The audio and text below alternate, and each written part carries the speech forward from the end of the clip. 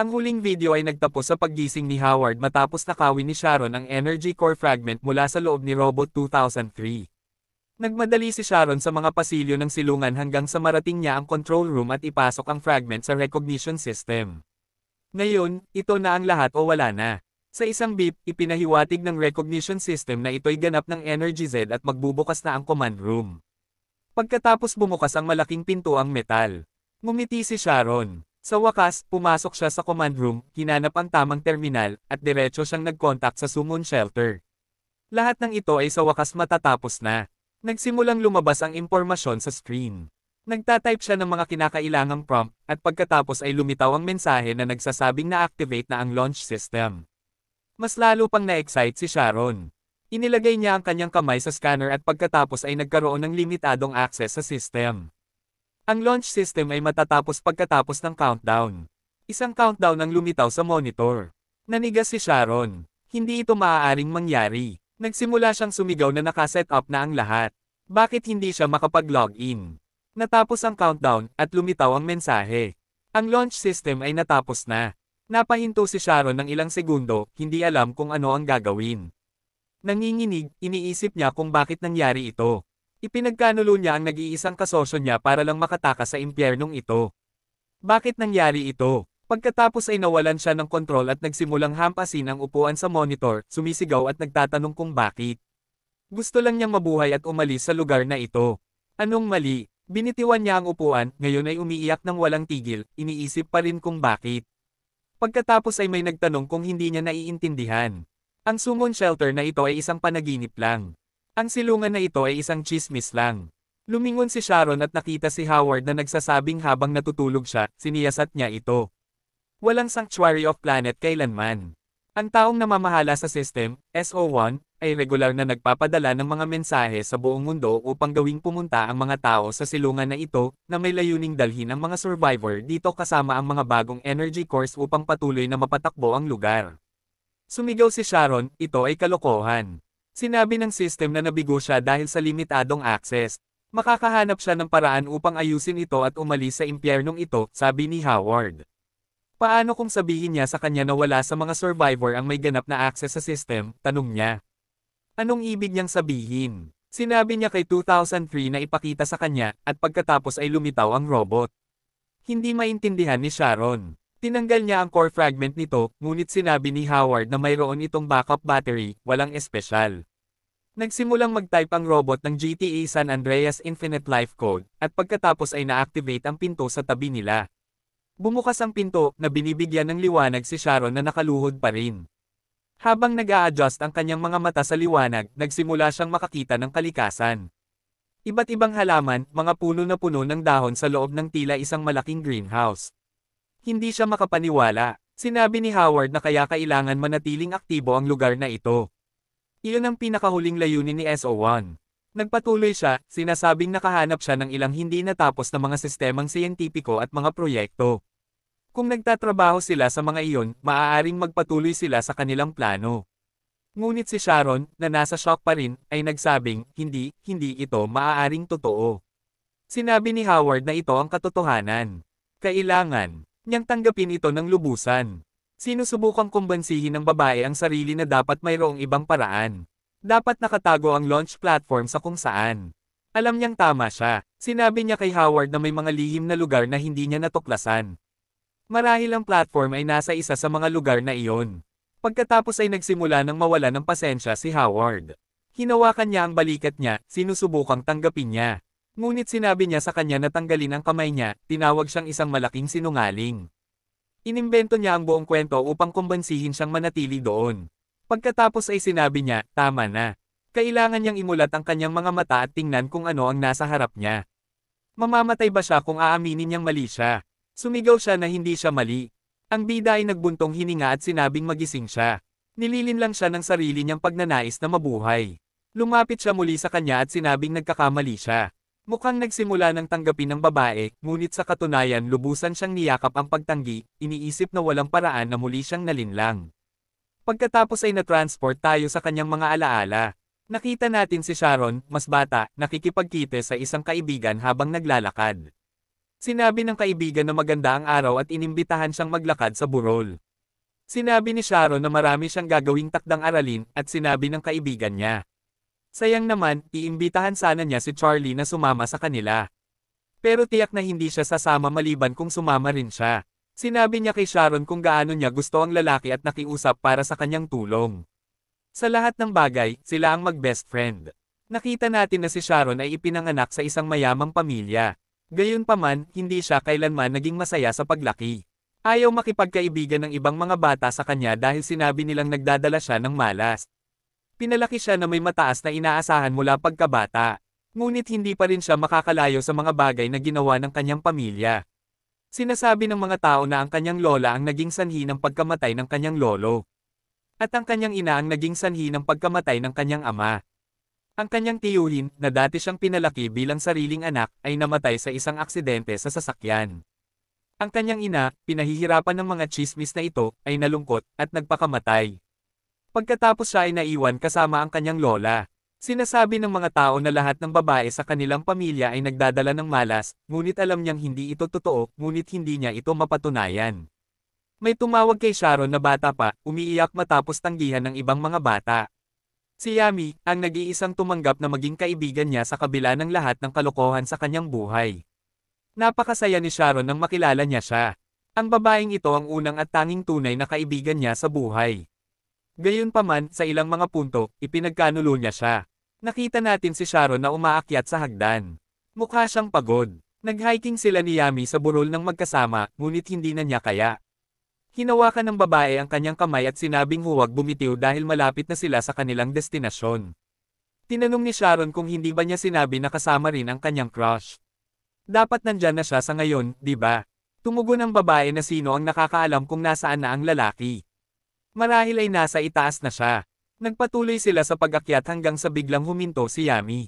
Sinabi niya kay Sharon na dapat alam niya ang isang bagay. Pagkatapos ay sinabi niya na ang lalaking ito na si Charlie ay talagang gusto siya. Tinanong ni Sharon. Pero sinabi ng isa na tumigil siya sa pagpapanggap. Alam iyon nang. Lahat sa paaralan. Bakit siya nagsisinungaling sa kanya? Sinabi ni Sharon na magkaeskwela lang sila ni Charlie. Alam niyang wala siyang gaanong kaibigan at hindi man lang naisip ang pagkakaroon ng romantikong relasyon sa sinuman. Ngunit sinabi ng babae kay Sharon na nasusuklam siya sa kanya. Hindi maintindihan ni Sharon. Galit na galit ang babae, sinasabing. Alam ni Sharon na gusto niya si Charlie, ngunit hindi pa rin siya lumayo sa kanya. Sinabi niyang umaakto si Sharon na parang isang magalang at hindi matitinag na babae.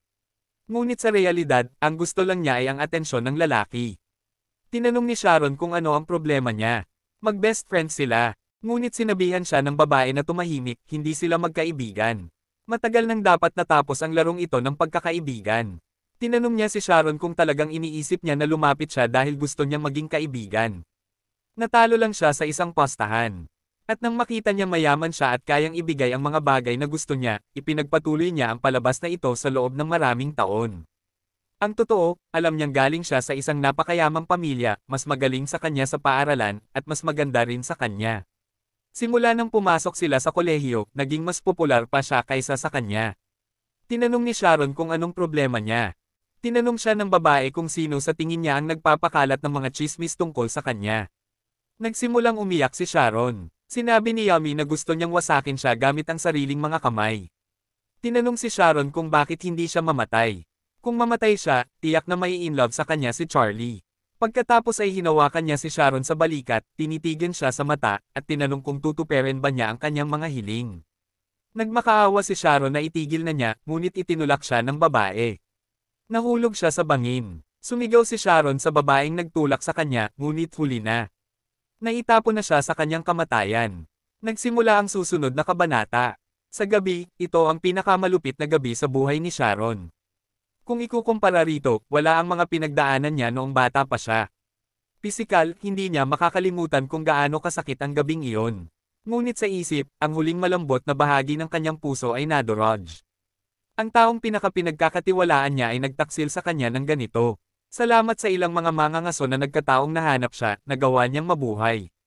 Kung hindi, kinain na sana siya ng mga hayop. Pagkatapos ng araw na iyon, hindi na siya makakapagtiwala kahit kanino. Wala kundi sarili niya. Tinawag siya ni Howard. Ang babae ay lubos nang tinanggap ang pagtanggi. Nagising siya mula sa kanyang alaala. Sinabi ng ating bida sa kanya na alisin ang mga pag-iisip na iyon sa kanyang isipan. Kailangan niyang magpatuloy sa kanyang buhay.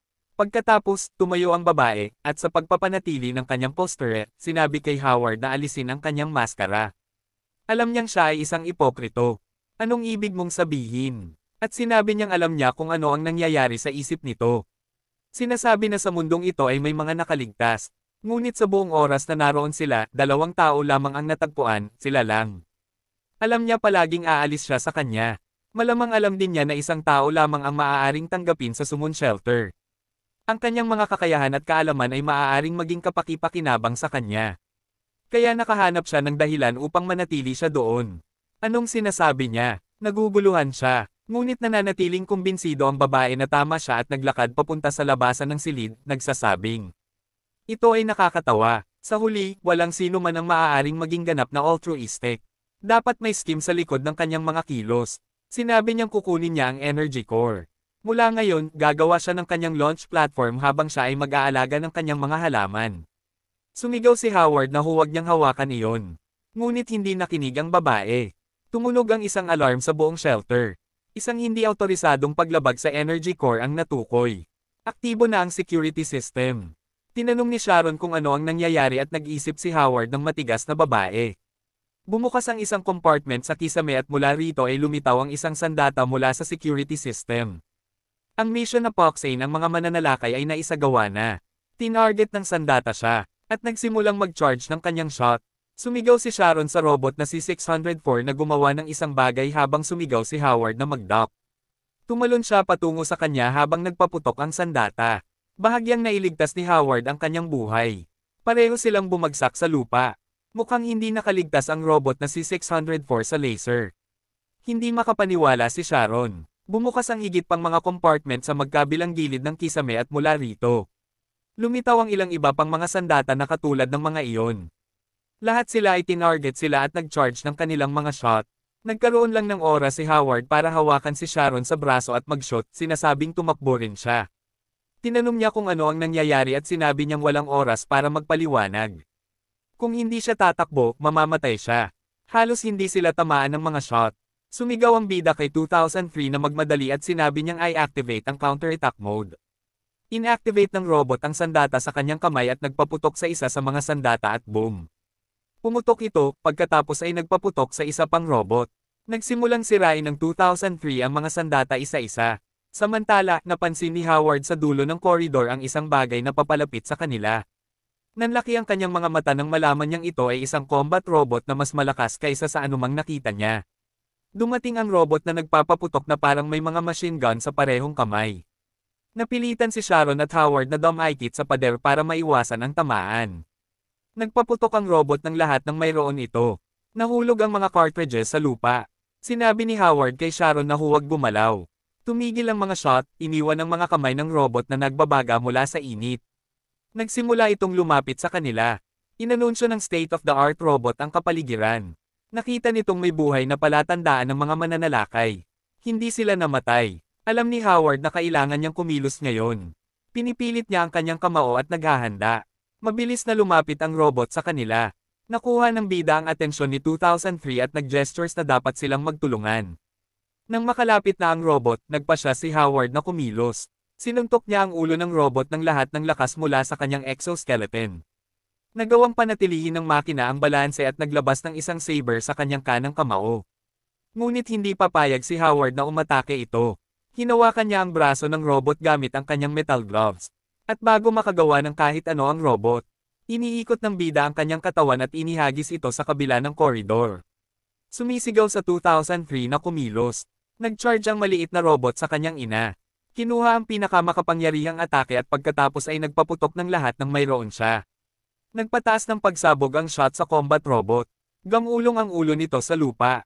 Tila nanalo na sila. Tinanong ni Sharon kung paano siya. Hinihingal si Howard. Ngunit nang malapit na siyang magsalita, napansin niya ang isang bagay. Agad na sinabi niya kay Sharon na magtago dahil hindi pa ito tapos. Gumalaw ang ulo ng robot sa kakaibang paraan. Pagkatapos mula sa loob nito, lumabas ang mga bagay na parang mga insekto. Mga maliliit na robot insects, napakadelikado at nakamamatay. Tinanong ni Sharon kung ano iyon. Sa sandaling iyon, dama po ang isa sa 2003. Naglabas ng mahinang beat ang robot insect hanggang sa boom. Pumutok ito, itinapon si 2003. Bumagsak ang robot sa ilang metro, ngunit agad na sinabi nitong okay lang siya. Lumingon si Howard at nakita ang natitirang mga robot insects na halos nasa ibabaw na niya. Pagkatapos itinaas ang kanyang kanang kamay na parang Iron Man at sumigaw na umatras sila. At, pagkatapos naglabas ng napakalakas na apoy. Hindi ko akalain na kaya niyang gawin iyon. Isa-isa, pumutok ang mga robot insects. Sa gitna ng matinding apoy, sumigaw si Howard na kunin niya si 2003 at umalis na doon. Pipigilan niya sila. Tinanong niya tungkol sa kanya at sinabi niyang hahabol siya kapag kayanan niya. Malapit na siyang magsalita, ngunit sinabi niyang putulin na ang usapan at umalis na. Kaya't hinailan ng babae si 2003 at umalis, sinabing maghihintay siya sa labas. Patuloy na pinapasabog ni Howard ang mga insekto gamit ang kanyang mga apoy, ngunit marami pa rin ang mga ito. Nasugatan siya sa mukha ng mga debris, nasugatan sa binti, at ang metal ng kanyang mga guwantes ay napakainit. Ngunit patuloy siyang lumalaban ng buong lakas, habang mas marami pang robot na insekto ang nasa Syra. Sa labas ng silungan, inactivate ni Sharon ang protection mode ng silungan, isinasara ang lahat ng labasan. Nagsasara na ang pinto. Naghihintay siya para sa kanya, ngunit wala. Nananatiling nakasara ang portal. Sumigaw siya para magmadali si Howard. Sa loob, tumatakbo si Howard papunta sa labasan. Nasa kalahati na ang pagsasara ng pinto. Wala nang sapat na oras. Namatay na ang kanyang mga apoy, kaya ang tanging magagawa niya ngayon ay tumakbo ng mabilis hanggat maaari. Nasusunog ang kanyang braso dahil sa init mula sa mga metal plate. Naisip ni Howard na hindi niya ito maaabot. Malapit nang marating siya ng mga insekto. Sumigaw si Sharon na magsasara na ng tuluyan ang pinto. Pagkatapos ay may nahawakan siya. Iniisip niya na ito na ang kanyang huling pag-asa. Pindutin niya ang button para i-activate ang granada. Tumalon siya, at sa parehong kilos, hinagis niya ang granada pabalik. Si Howard. Malapit na siyang maabot ng mga robot na insekto. Ngunit sa sandaling iyon, itinapon si Howard ng malakas. At sa kaunting pagkakataon, nakalampas siya sa siwang bago tuluyang magsara ang pinto. Pagkatapos, nahigis siya sa lupa pagkatapos makalampas sa isang punto ng pagsabog. Sumigaw si Sharon ng pangalan niya. Iniisip niya kung gaano kasakit. Ito na ba ang katapusan? Ginawa niya ang kanyang makakaya, at gayon paman, nakaligtas lamang siya sa loob ng 2 buwan sa larong ito. Hindi, mahaba pa ang kanyang lalakbayin. Ang layunin ay manatili roon sa loob ng 180 araw. Kung aalis siya ngayon, wala siyang makukuhang gantimpala. Pinunit niya ang isang piraso ng damit ng babae at ginamit ito para pigilan ang pagdurugo ni Howard. Sinabi niya na magtiis siya ng mahigpit. Maghahanap siya ng paraan upang pigilan ang pagdurugo. Pagkatapos ay naalala niya si ES-63 na nagsabi na gawin ang lahat ng posible upang panatilihing buhay ang NPC. Mapapataas nito ang kanyang huling score. Iniisip ang mga karagdagang puntos na maaari niyang makuha, sinabi ng bida kay Sharon na makinig. Sinabi niya na kamakailan lamang ay nakahanap siya ng isang mahalagang bagay, ngunit hindi pa ito kompleto. Ang magandang balita ay nahanap din niya ang disenyo ng proyekto. Sumigaw siya na huwag na siyang magsalita pa, ngunit nagpatuloy siya, sinasabing ang nahanap niya ay isang makina na naglilipat ng mga nilalang sa mga energy core. Mahalaga ito dahil hindi ka maaaring mabuhay doon ng walang energy core. Nagsimulang tumulo ang luha ni Sharon. Sumigaw siya na hindi oras para mag-usap. Tanging kapag gumaling siya maaari niyang hanapin ang katawan ng isang hayop. Hinawakan niya ang kanyang braso. Pagkatapos ay sinabi niya na tapos na ito para sa kanya. Ngunit para sa kanya, may pag-asa pa. Sinabi niya sa kanya na itayo ang makina na kanyang binanggit at ilipat ang kanyang katawan sa energy core nito. Sapat na iyon upang mabuhay siya ng ilang sandali. Sa energy core, magagawa niya ang kahit anong nais niya. Baka mahanap pa niya ang summon shelter. Ngayon, bumuhos na ng tuluyan ang kanyang mga luha. Sumigaw siya muli para itigil niya ito. Hindi niya papayagang mamatay siya. Sinabi niya na huwag umiyak. Hindi siya kailanman umiyak. Sinabi niya na huwag sumuko sa buhay, at mag-isip ng paraan upang ipagpatuloy ang kanyang buhay. Tinawag siya ni Sharon, ngunit huli na. Tunay nang huminga si Howard ng kanyang huling hininga. Desperado si Sharon. Nagmakaawa siya na huwag siyang mamatay at tinawag ang kanyang pangalan.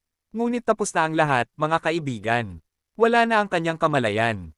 Ang mga tinig sa kanyang ulo ay nagsasabing siya ang sanhi ng kamatayan ng isang tao muli. Ngunit sinabi niya na hindi. Hindi iyon totoo. Sinabi ng tinig na alalahanin si Charlie, ang lalaking palihim na may gusto sa kanya, at kung paano siya nagwakas sa pagsajep sa kanya.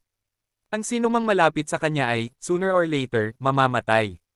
Naalala ni Sharon ang mga sandali kung kailan mabait si Howard sa kanya, at kung paano niya iniisip na hindi dapat siya lumapit sa kanya, o pagsisisihan niya ito balang araw. Hindi niya inisip ang kanyang sarili bilang isang taong nagdadala ng malas o kapahamakan, ngunit napakaraming trahedya ang nangyari sa paligid niya na nagsimula siyang pagdudahan ang kanyang sarili. Baka talagang siya ay isinumpa. Nakikita natin na talagang nagtanong siya kung ano ang ginagawa niya kay Howard. Iniisip pa niya ang posibilidad na manatili roon kasama siya, at tulungan siyang ayusin ang silungan. Ngunit ang mga tinig sa kanyang ulo ay palaging nagpapaalala sa kanya na nagdadala siya ng malas sa mga tao. Kung mananatili siya malapit sa kanya, kahit hindi siya mamatay sa mga mutant na hayop, mamamatay siya dahil sa kanya. Baka talagang siya ay isinumpa. Patuloy siyang umiiyak ng malakas. Humingi siya ng paumanhin sa kanya. Inisip niya na hanggat pinanatili niyang malayo siya, walang masamang mangyayari sa kanya. Ngunit namatay pa rin siya. Patuloy siyang pinahihirapan ng mga tinig na nagpapaalala sa kanya ng mga horrors na kanyang naranasan. Hindi na kaya ni Sharon. Sinabi niya sa kanila na tumigil. Sinabi niya na dapat iniwanan na niya siya ng mas maaga. Mula sa wala, nag-inject ng kung ano si 2003 sa katawan ni Howard. Ito na ang huling potion na natitira. Mapapanatili nito kahit ang kanyang pangunahing vital signs ng ilang sandali. Kaagad siyang tumalikod kay Sharon, pagkatapos ay tinanong kung may paraan para iligtas siya. May isang freezer sa witch shelter na maaaring mag-imbak ng mga katawan ng tao at panatilihin silang buhay. Mananatiling hibernating ang tao roon, ngunit base sa enerhiya na mayroon tayo ngayon.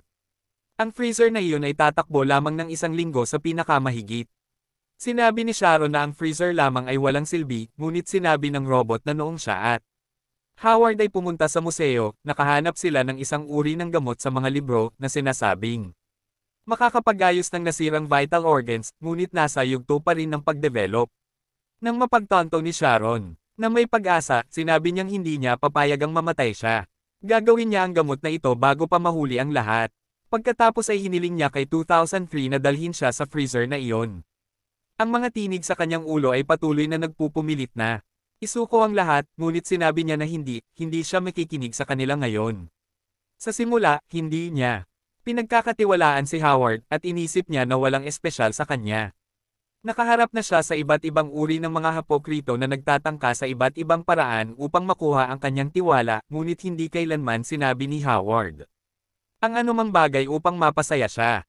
Ngunit sa katunayan, pinrotektahan siya ni Howard ng maraming beses, hanggang sa mawala ang kanyang sariling buhay.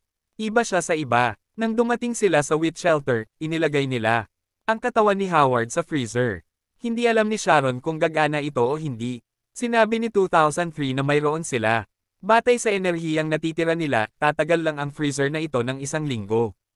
Kung hindi nila ikokonekta ang freezer sa ibang power source, mamamatay si Howard. Nang tuluyan, isang bagong hamon ang sumulpot. At sa pagkakataong ito ang kalaban ay oras. Sa unang araw, ibinigay ni 2003 sa kanya ang Energy Converter Project na binanggit ni Howard sa kanya. Halos kumpleto na ang proyekto na ito. Sa ika-4 na araw, inilalagay na niya ang katawan ng patay na hayop sa makina upang makuha ang magagamit na enerhiya. Sa ika-6 na araw, sa loob ng ilang oras bago maubos ang enerhiya ng freezer, nagawa ni Sharon na ilagay ang katawan ng hayop sa makina at makakuha ng enerhiya. Nagawa niyang i-connecte ang freezer sa bagong pinagmumula ng enerhiya, na nangangahulugang patuloy na mabubuhay ang katawan ni Howard. Ngunit hindi iyon sapat. Upang maibalik siya, kailangan niya ang mga advanced na gamot na binanggit ni 2003. 10 araw na ang nakalipas mula nang mamatay ang ating bida. Nakuha ni Sharon ang bagong impormasyon tungkol sa paggawa ng mga potion sa museo. Ang pangunahing sangkap ay isang espesyal na uri ng halaman na dating tumutubo sa paligid ng silungan. Ang problema ay dahil sa pagkasira ng kalikasan, hindi na matatagpuan ang ganitong uri ng halaman. Sa ika-20 araw mula nang mamatay ang bida, naghahanda si Sharon na maglakbay ng matagal para hanapin ang halaman, habang patuloy na sinusubukang makipag-ugnayan sa Summon Shelter. Bagaman alam niyang walang ganoong shelter. Sa buwan, lahat ay walang kabuluhan. Pakiramdam niya ay tanga siya.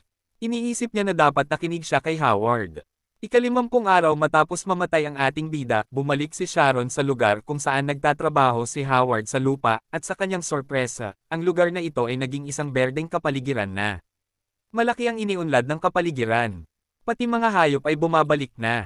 Ang lugar na ito ngayon ay mukhang napakaganda na kahit siya ay nagdududa kung talaga bang bahagi ito ng nagkakamatay na mundo. Pagkatapos, may nakita si Sharon sa lugar na ito. Isang halaman, halos katulad ng gustong-gusto ni Bob Marley. Nang tingnan niya sa libro at napagtanto na ang halaman na ito ay ang ginagamit para sa paggawa ng potion, siya ay naging emosyonal. Tama si Howard. Ang mundong ito ay may pag-asa pang mabuhay muli. Sa ika-70 araw, nakita natin na itinuon ni Sharon ang lahat ng kanyang oras sa paggawa ng espesyal na potion. Kahit nahirapan siya, determinado siyang magtagumpay. Sa ika-120 araw, sa wakas nagawa niyang mai-produce ang potion na ngayon ay ini-inject kay Howard.